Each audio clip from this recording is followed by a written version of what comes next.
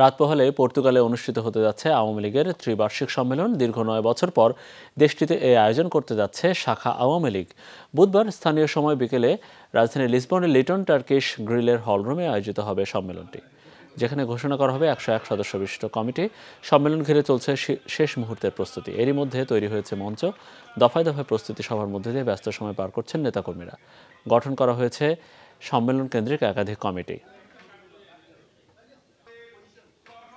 আমাদের পর্তুগাল আওয়ামী লীগের অনেক অর্জন রয়েছে, অনেক অর্জন। আমরা মনে করি প্রথম কথাটা হলো কমিউনিটির প্রতিটি ভালো কাজের সামনে থেকে নেতৃত্ব দিয়েছে পর্তুগাল আওয়ামী লীগ। এই কমিটিতে আমাদের ১০০ সদস্য বিশিষ্ট কমিটি আছে।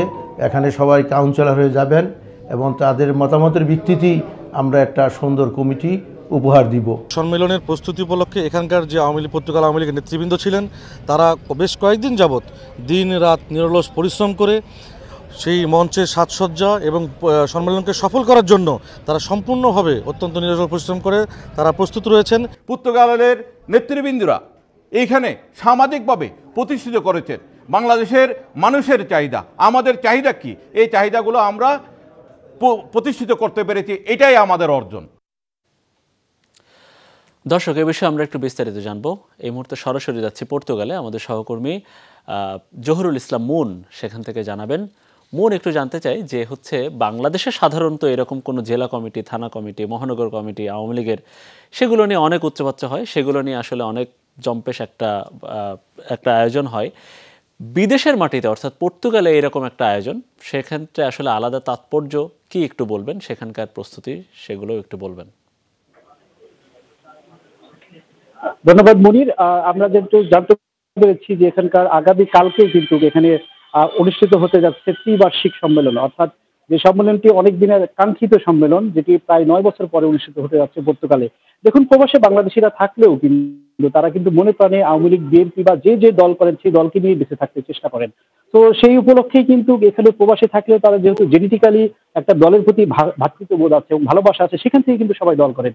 তো এই দলের প্রতি ভালোবাসা রেখে বিভিন্ন দেশে কমিটি দেওয়া হয়, ইউরোপের বিভিন্ন দেশে কমিটি দেওয়া হয়। তারই অংশ হিসেবে কিন্তু পর্তুগালেও এই সম্মেলনের আয়োজন করা হয়েছে। এর আগে ২ বার সম্মেলন হয়েছিল, এটি ত্রিবার্ষিক সম্মেলন। আমি এই বিষয়ে কথা বলবো আজকের যিনি এখানে প্রধান অতিথি এবং অল ইউরোপিয়ান পর্তুগালের আওয়ামী লীগের যে সভাপতি, তার সাথে আমরা কথা বলবো। তার কাছে জানবো বিস্তারিত আসলে কেনই বা বিদেশের মাটিতে পলিটিক্স কেন, বিদেশের মাটিতে আওয়ামী লীগ কেনই বা করেন, এটা কি ভালো লাগা থেকে না অন্য কোনো কারণ আছে, এবং আপনার কি মনে করেন এই পর্তুগাল কিভাবে দেখছেন আপনি? ধন্যবাদ। ধন্যবাদ। আসলে আপনি বলছেন আওয়ামী লীগ আমরা কেন করি। বাংলাদেশ আওয়ামী লীগের ইতিহাস বাংলাদেশের ইতিহাস। বাংলাদেশ আওয়ামী লীগের নেতৃত্বে আমরা একটি স্বাধীন সার্বভৌম রাষ্ট্র পেয়েছি। আমাদের পুরুষরা যারা ছিলেন এবং আমরা তখন ছোট ছিলাম, আমরা পশ্চিম পাকিস্তানের শোষণ শাসনের নির্যাতনের শিকার হয়েছি। তারপর বঙ্গবন্ধু শেখ মুজিবুর রহমানের চেষ্টায় তিনি জাতিকে ঐক্যবদ্ধ করেছেন, অন্যায় অবিচারের বিরুদ্ধে, জুলুমের বিরুদ্ধে তিনি সবাইকে সংগঠিত করে ৭১-এ আওয়ামী লীগের নেতৃত্বে বঙ্গবন্ধু আমাদেরকে বাংলাদেশ দিয়েছেন। স্বাভাবিক কারণে এই বাংলাদেশ এবং জাতির অসাম্প্রদায়িক চেতনার আলোকে দেশকে এগিয়ে নেওয়ার প্রশ্নে আওয়ামী লীগ অপরিহার্য। সেই কারণেই আমরা প্রবাসী থেকে আওয়ামী লীগ করি। আজকে আমরা এখানে এসেছি, ইউরোপের বিভিন্ন দেশ থেকে ৫০-এরও অধিক আওয়ামী লীগের নেতৃবৃন্দ, বিভিন্ন দেশের সভাপতি, সাধারণ সম্পাদকরা এসেছেন।